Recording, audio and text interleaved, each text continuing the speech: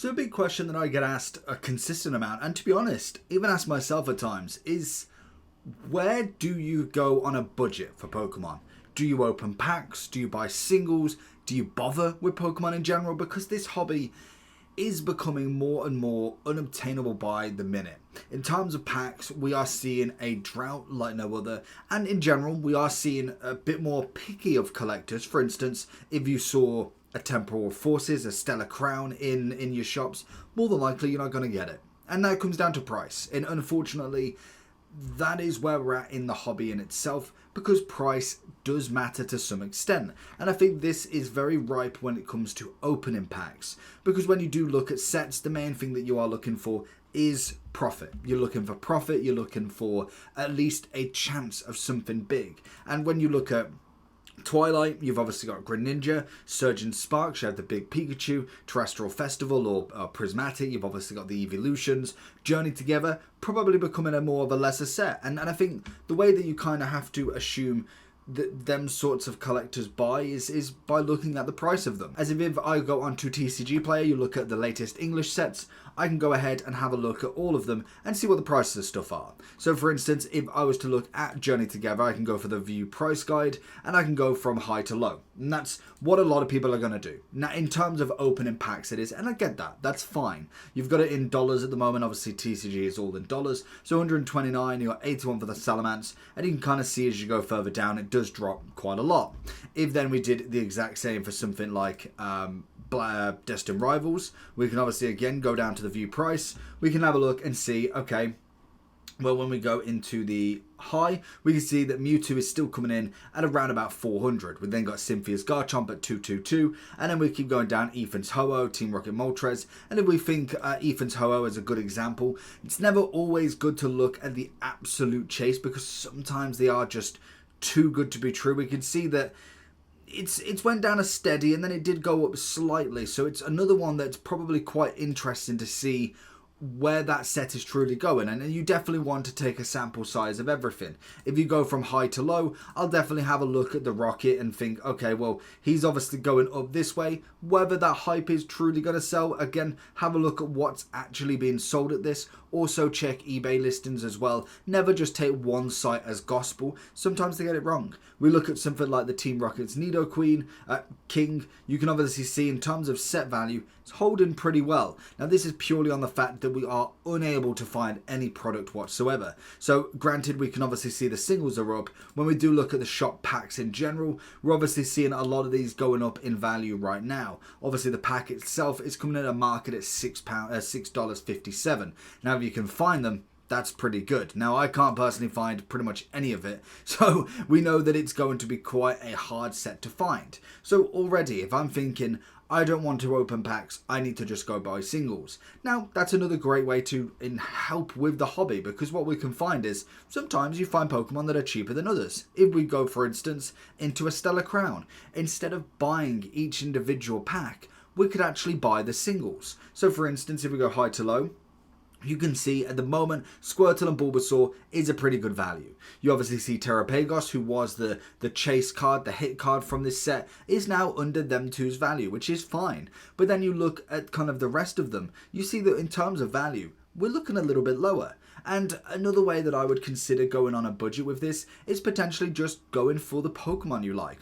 Is it Joltik that you personally like? Are you looking for a very specific illustration where with food, with something kind of picturating or kind of depicting the seasons of the weather? There's loads of different ways that you can kind of collect. It doesn't have to be in just necessarily sets, and it's a really cool way. So for instance, you had that reboot and you have this version that could be really cool. It could be that you just want all the X's to start with. You kind of build the collection up that way instead. Instead of going for the most expensive, you build it up for the £2 cards. You bring to the £3 cards. You make sure you've got all the commons and reverse hollows before you go into the illustrations. There is a lot of ways that you can go about actually collecting stuff. If I went for Paldean Fates, I think is another cracking one that you can go for. And if you just wanted to go for just shiny Pokemon, it doesn't have to be everything. It can just be a little, it can just be specific. You could go with the Pokedex. I personally think the Pokedex value is a fantastic idea,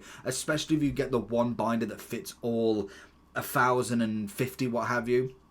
That for me is a great way to collect in general, because what I personally like to do is you can look on eBay and kind of buy the cards this way. You can go onto TCG Player and I could go buy.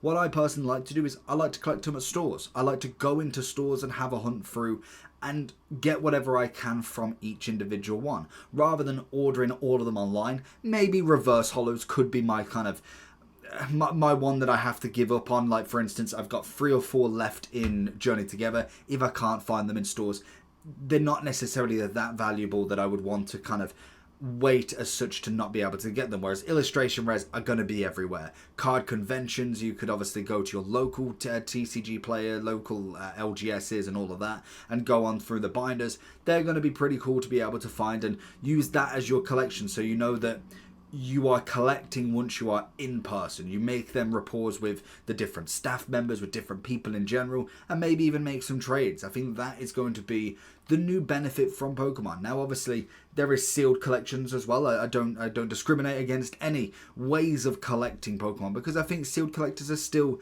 very much in the hobby as well. It's not necessarily a bad thing if you collect sealed, just because you prefer maybe the artwork on the cards, or the packs, maybe even on the boxes in general. We've seen some very good ETBs. Mimikyu probably being not a great example of that, but for instance the Rockets, going for the black and red design and the red and black design, I quite like it. You might like the text sticker design, and you might want to have a sealed collection that is an investment, and that is absolutely fine as well. I think people kind of get a little bit caught up with obviously going with the kind of scalping and kind of people just having one, maybe even a case of something. It's, yes, they're going to sell it for profit, but not straight away. So it's a little bit different in my opinion. But like I say, you might even want one of each booster box. I've seen many YouTubers with all of their booster boxes kind of displayed one after each other. I think it looks incredible. It's seeing the timeline of Pokemon is a fantastic one, and I think a cheaper alternative from booster boxes, ETBs, a cheaper alternative, pack arts, all the pack arts, just a single pack art. It's a very interesting concept to have, and just to be able to kind of show if you are trying to do that as such. So there's lots of different ways that you personally can go with. I think budget wise, it would definitely be looking, for instance, at more a specific collection rather than necessarily going into sets. I'd possibly be looking from a low budget, thinking low budget each month sort of thing. Say if I've got £50, £20, £100, whatever the low is kind of entitled to in your opinion, you could do in different ways. You could pick, I open one pack this month, I open an ETB this month, or I go and buy £100, £50 worth of normal commons, normal illustrations, and there's lots and lots of different ones you can find. For instance, like I say, going for a depiction of food, of multiple Pokemon. You've obviously got the ones that do combine with each other. There's lots of really nice ways that won't cost you as much, and most definitely are a really cool way of collecting.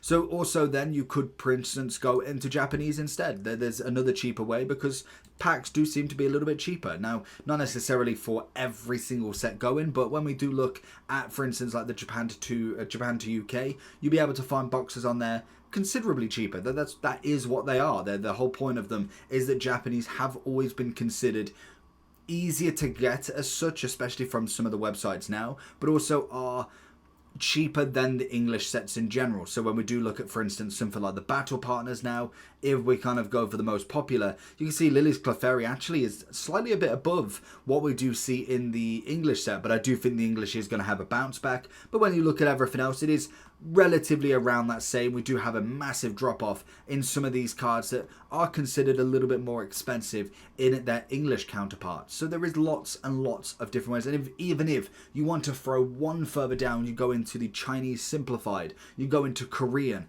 There's lots of ways to make this cheaper, and it all depends on what you're in the hobby for. If you're here to just make money, then realistically there isn't necessarily a low ball answer. You get one box, you sell it, you buy another 2 boxes. It's almost doing that as an input. We see a lot of YouTubers who seem to make a lot of moves, and the main thing is they haven't been doing this for a week. They haven't been doing this for a month. They haven't even been doing it for a year. They could have been doing it 5+ years. And now, for instance, if I've just come out of a set, for instance, say if I'm going in the latest English and I think, okay, I've been in this 6-7 years, and I've managed to invest beforehand before anybody's even considered it, and I'm already got, for instance, a Mysterious Treasures. I've got one of these. I've got the box. I've been collecting since then. You look at the booster packs now from this, and you think 123 per one. Now, obviously, you've got to find a buyer for this, but we know Pokemon most definitely. You look at, for instance, something like this. There is no market price for it. So we look at View More Data. It's just, in general, it is kind of that massive price. I could sell one of these. Say if I bought 5. Because back in the day, these would have still been the MSRP. They would have been at some point a cheaper box. Even if it was just above MSRP at 200, for instance. You would have been able to buy this, and investors would have seen potentially a big advantage to be able to buy stuff like this and hold it for the future. You come down, and even if we go a little bit closer, say we go number 3, say we go down to what we got.